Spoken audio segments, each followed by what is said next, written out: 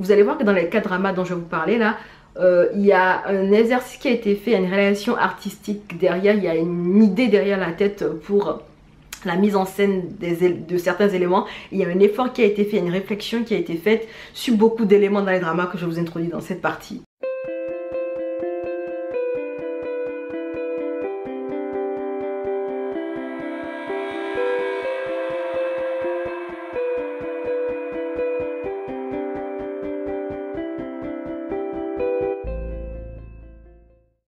Hello, moi c'est Diane, bienvenue à vous sur cette chaîne où j'aime parler de dramas asiatiques, de livres et de trucs que j'aime en général.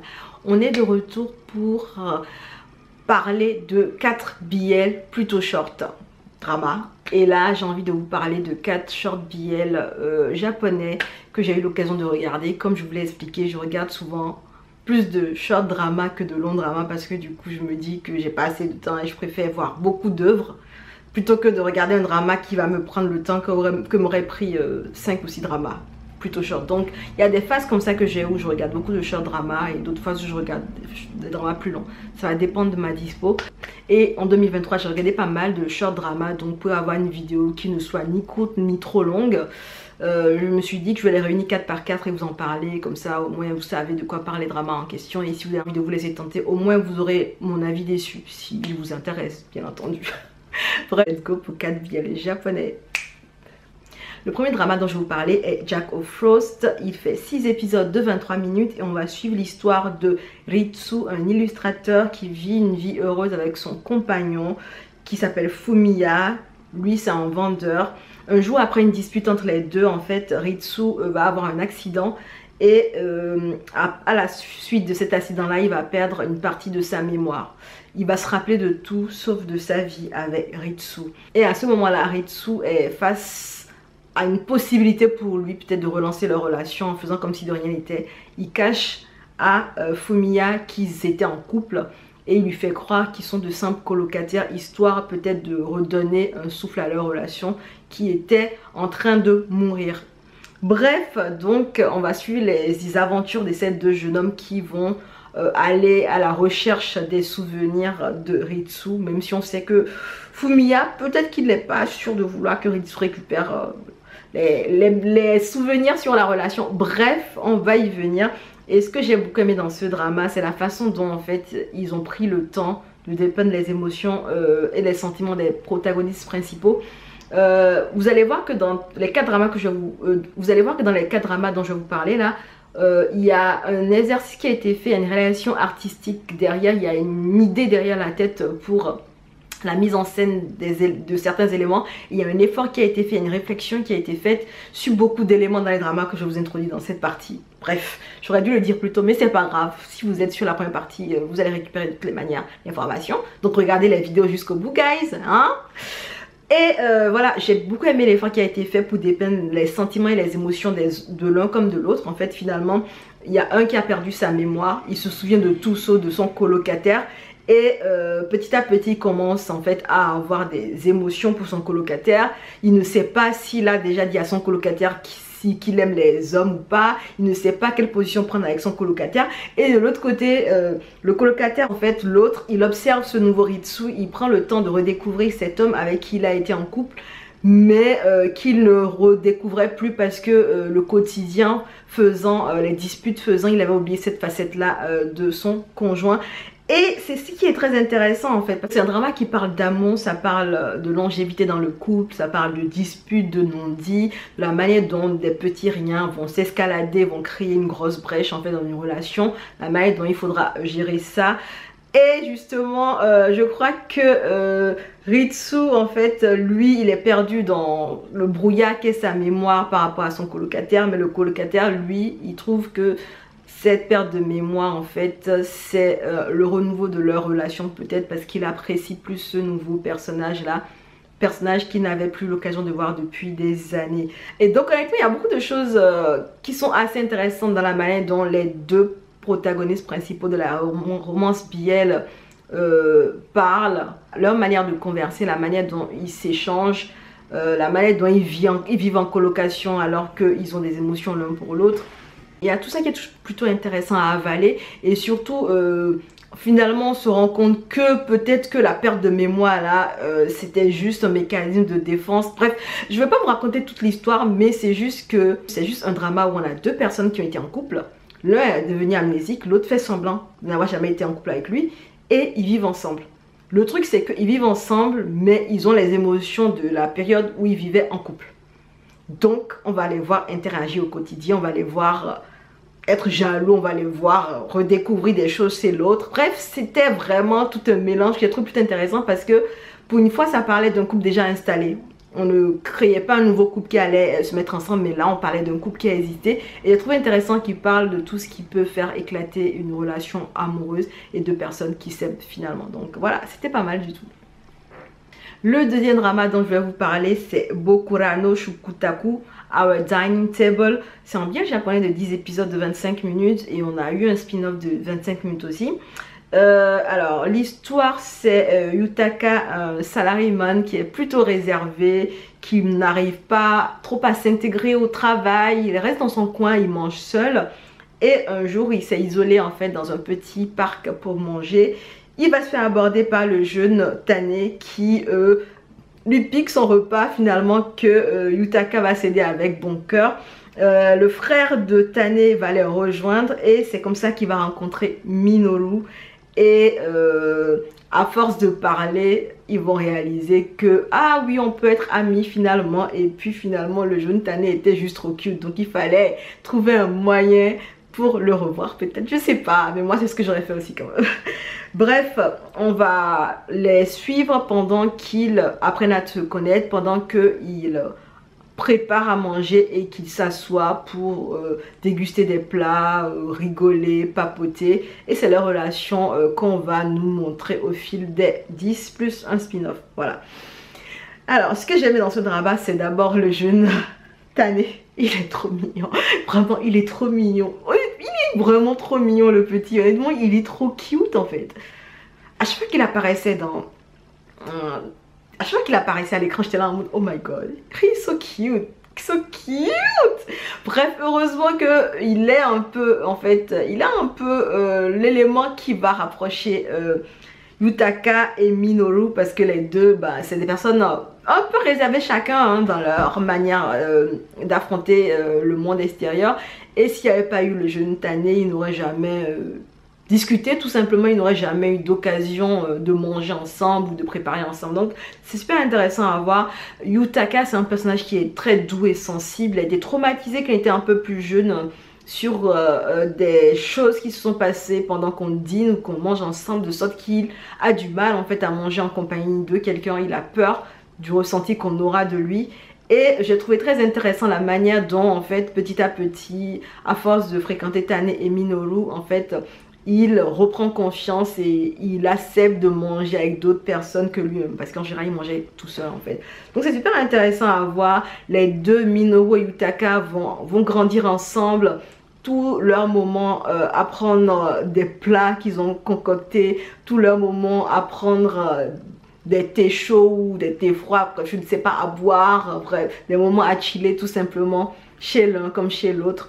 Vont les aider chacun à grandir et puis à affronter la vie avec sourire finalement. C'est un drama qui n'en fait pas des tonnes, mais c'est juste qu'il est touchant et plein de bonne volonté. Il y a plein de cœur dedans et puis honnêtement, Tane il est juste trop chou les gars. Il est juste trop chou. Donc si vous voulez regarder un drama où on parle de nourriture, où des gens rigolent, ils font ha ha ha.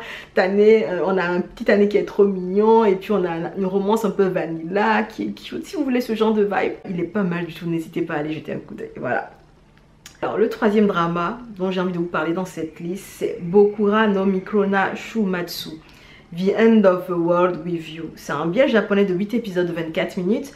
Et en fait, on est dans une situation catastrophique. Dans 10 jours, une météorite va toucher la Terre et ce sera la fin de tout. En fait, le monde sera détruit. Et pour passer le temps, on a le jeune Masumi qui décide d'aller lire à la bibliothèque. Parce que c'est quelqu'un qui aime les livres et il trouvait romantique en fait de finir ses jours dans une bibliothèque. Donc voilà. Cependant, il va croiser, par malheur pour lui, parce qu'il ne désirait absolument pas croiser ce bonhomme, il va croiser Ritsu, son premier amour, celui qui lui a brisé le cœur et qui l'a laissé traumatisé par les relations amoureuses. Celui-ci va lui demander de l'aide sur un truc et de bail en bas, ils vont se retrouver à s'entraider pour corriger des éléments avant que la fin du monde n'arrive finalement. Et ce que j'ai aimé dans ce drama, je crois même que je l'ai beaucoup adoré. Et je crois foncièrement que je vais trouver le courage de tourner une review juste de ce drama-là. Parce qu'il y a beaucoup de choses que j'ai beaucoup adoré dans ce drama. Il y a beaucoup de choses à aborder, il y a beaucoup d'éléments, il y a beaucoup de lectures à faire pour tout ce qui se passe dans ce drama. Il y a beaucoup d'éléments que j'ai trouvé super intéressants dans la réalisation, dans la manière dont c'est présenté. Et je ne voulais pas avoir une vidéo trop longue sur ça ici. Donc, je vais vous dire ce que j'en pense vite fait en quelques phrases. Ce que j'ai adoré dans ce drama, en fait, c'est des personnages qui sont d'une beauté. Leur imperfection est d'une beauté. Honnêtement, c'est très beau à voir. Ils sont littéralement en train de mourir parce qu'il n'y a que 10 jours pour la fin du monde. Ils sont en train de mourir et ils passent leur temps à rechercher le sens de la vie pendant ces 10 jours-là. C'est vraiment intéressant à voir dans la manière dont ils prennent le temps de comprendre c'est quoi la vie alors qu'elle est en train de s'éteindre. Je sais pas comment vous expliquer ça de manière plus claire.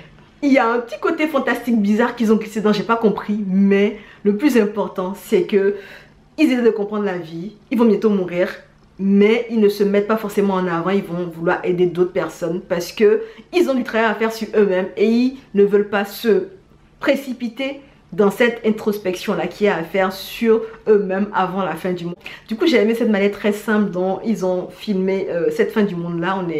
On va partir sur un bail de voyage. Bref, il se passe beaucoup de choses dans ce drama que je trouve intéressant. En général quand on met des personnes dans cette situation critique, tout ce que vous avez d'eux c'est des émotions à fleur de peau en fait, c'est brut et on adore voir ce genre de choses. On adore voir des personnages qui n'hésitent pas en fait à parler de leurs émotions, qui n'hésitent pas à affronter leurs peurs et qui essaient de trouver quand même un sens à tout ce bordel.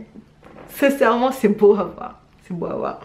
Et puis le dernier drama dont je vais parler dans cette liste est Utsukushi Kare My Beautiful Man saison 2. Ils ont fait une saison 2 en 2023, je m'y attendais absolument pas. Mais je trouve que ça a été une bonne idée. Je m'explique. Alors la saison 2 c'est la suite de la saison 3, hein. On a Ira qui maintenant est à l'université, il va bientôt avoir son diplôme, donc il se pose des questions sur son avenir professionnel. Il est toujours aussi fan de Kiyoi et les deux sont dans une relation, voilà, ils sont dans une relation, ils vivent ensemble dans la maison de Ira.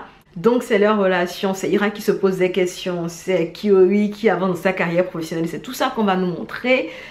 Et honnêtement, j'ai beaucoup préféré cette saison, la saison 1, parce que la saison 1 en fait, elle était dans le but d'installer une romance. On était là pour suivre une romance entre deux personnages et il fallait prendre du temps pour construire la romance en question.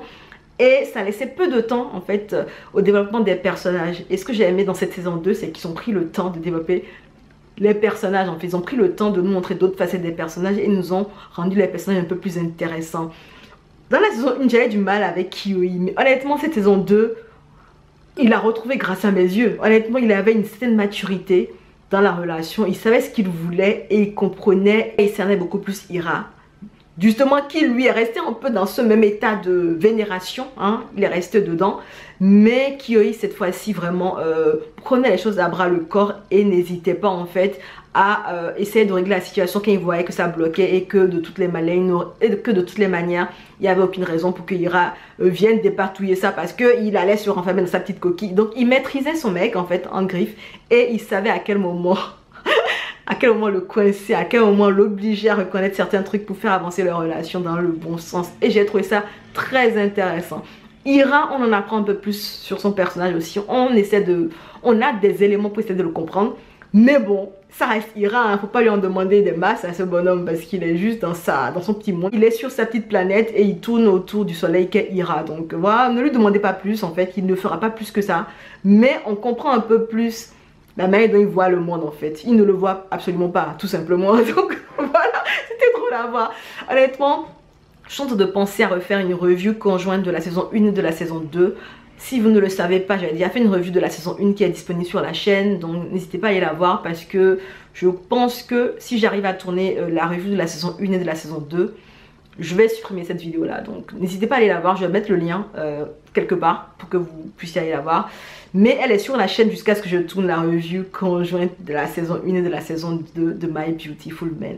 N'hésitez pas à aller voir alors la review sur la saison 1 de My Beautiful Man. Du coup voilà, j'ai aimé cette saison pour le développement des personnages. C'est comme ce qui s'est passé avec To My Star de mon côté. J'ai aimé plus la saison 2 que la saison 1 parce que je trouvais qu'ils ont développé plus de trucs dans la saison 2 que la saison 1. Ils ont développé les personnages, mais tout le monde n'est pas du même avis, donc écoutez, je ferme ma bouche.